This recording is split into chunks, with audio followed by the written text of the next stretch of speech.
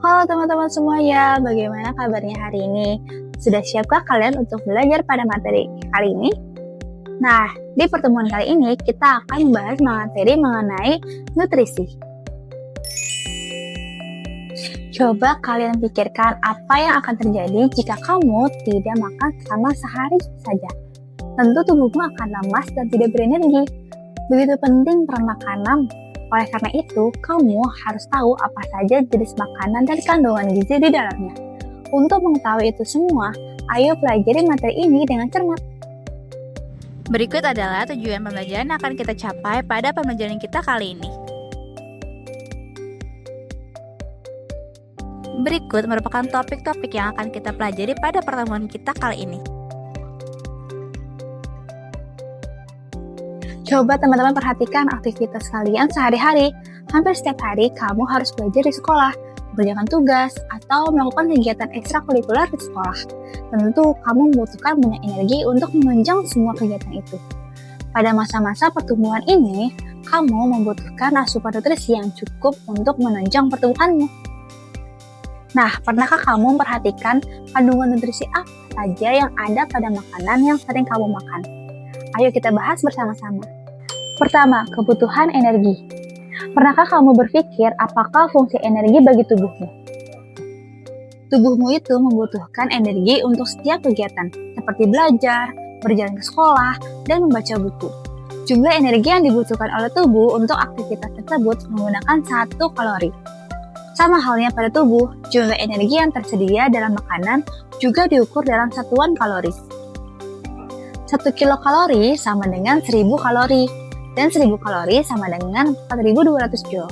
Cara yang dapat digunakan untuk mengetahui jumlah kalori yang terkandung dalam setiap gram makanan adalah dengan menggunakan kalorimeter. Beberapa faktor yang mempengaruhi kebutuhan energi seseorang diantaranya adalah usia, jenis kelamin, serta aktivitas yang dilakukan. Sebagai contoh, kamu akan cenderung lebih cepat lapar ketika selesai melakukan olahraga dibandingkan jika hanya duduk atau hanya beristirahat. Hal itu terjadi karena pada saat olahraga, kalori yang dibutuhkan tubuhmu lebih banyak, sehingga pembakaran energi dari makanan yang kamu makan juga lebih cepat dibandingkan jika kamu hanya duduk dan beristirahat saja. Tahukah kamu total asupan kalori yang direkomendasikan dalam sehari agar tubuh tetap sehat? Berikut adalah tabel kebutuhan kalori yang dibutuhkan oleh tubuh kita. Selanjutnya ada jenis nutrisi.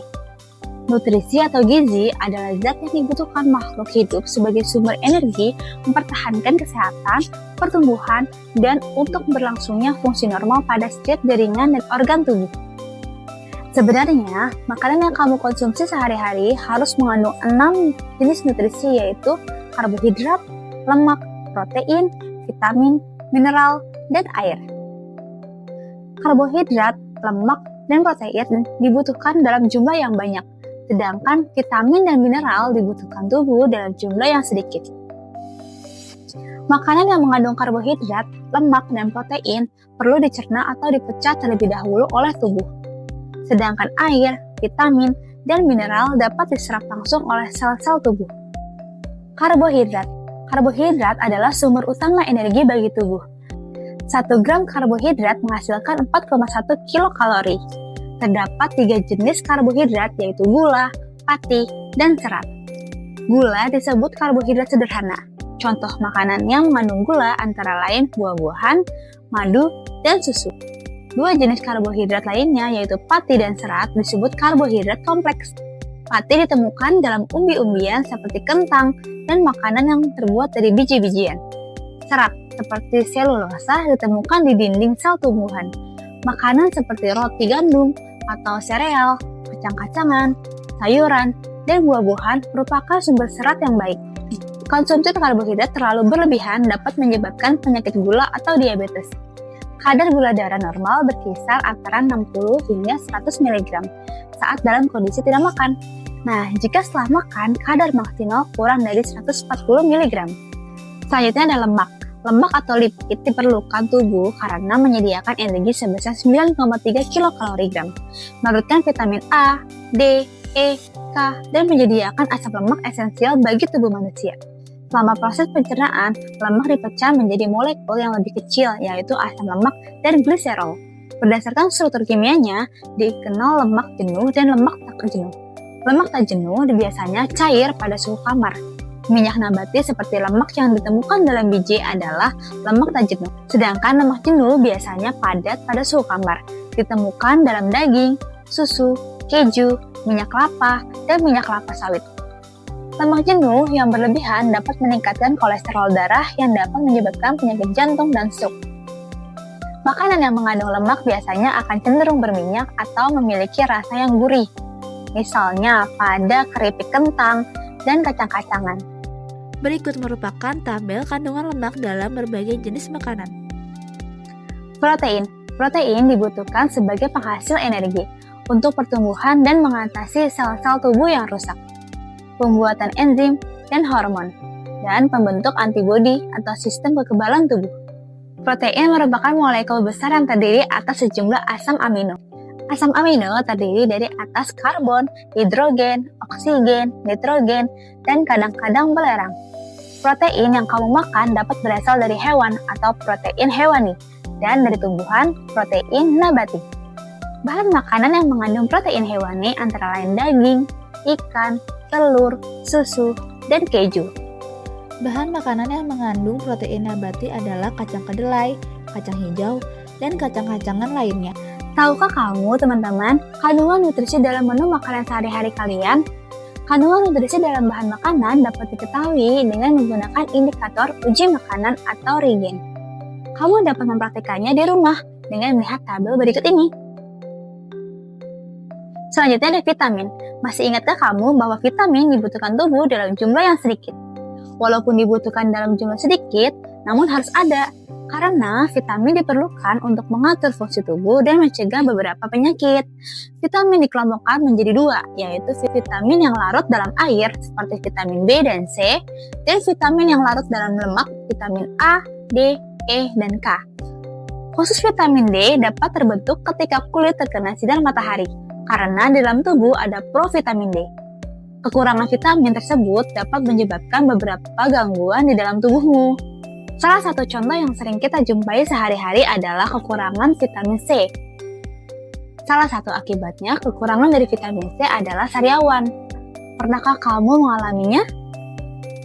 Untuk pengobatan atau pencegahan sariawan, biasanya disarankan untuk banyak mengonsumsi buah-buahan yang asam seperti jeruk, stroberi, atau asam jawa. Berikut adalah tabel untuk jenis vitamin, manfaat, dan sumber dari makanan yang kita makan sehari-hari.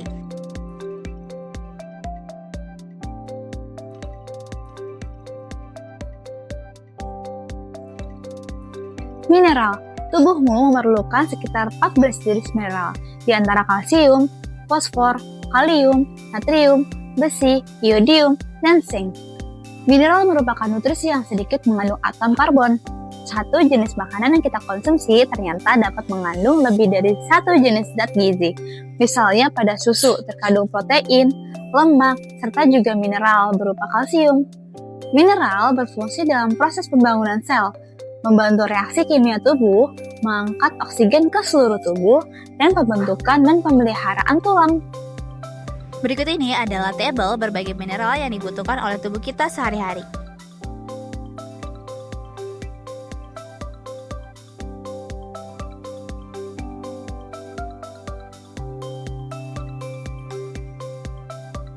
Selanjutnya ada air.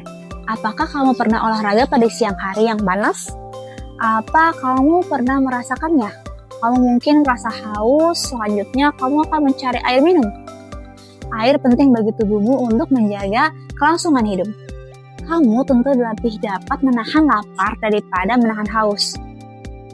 Ayo, teman-teman yang tahu mengapa demikian? Karena sel-sel tubuhmu itu membutuhkan air untuk beraktivitas. Di samping itu, nutrisi yang masuk ke tubuh kamu tidak dapat digunakan oleh sel-sel tubuh bila tidak terlarut dalam air. Tubuh dapat kehilangan air ketika bernapas, berkeringat, buang air besar, maupun air kecil. Kehilangan air tersebut harus segera diganti dengan minum air sebanyak 2 liter atau 18 hari. Namun, minum air bukan satu-satunya cara untuk memasok sel-sel dengan air. karena tanpa kita sadari, makanan yang kita makan mengandung banyak air. Contoh, apel mengandung 80% air dan daging mengandung 66% air. Air dibutuhkan oleh tubuh sebagai pembentuk sel dan cairan tubuh, pengatur suhu tubuh, pelarut zat-zat gizi lain, dan pembantu proses pencernaan makanan, pelumas dan bantalan, media transportasi, dan media pengeluaran sisa metabolisme, dan menjaga kesehatan. Tubuh itu memerlukan energi yang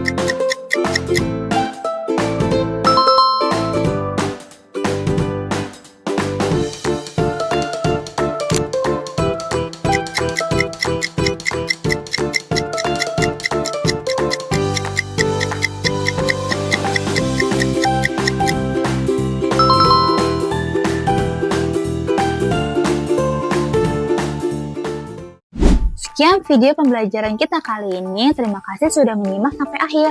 Semoga materi ini dapat menjadi wawasan baru kalian.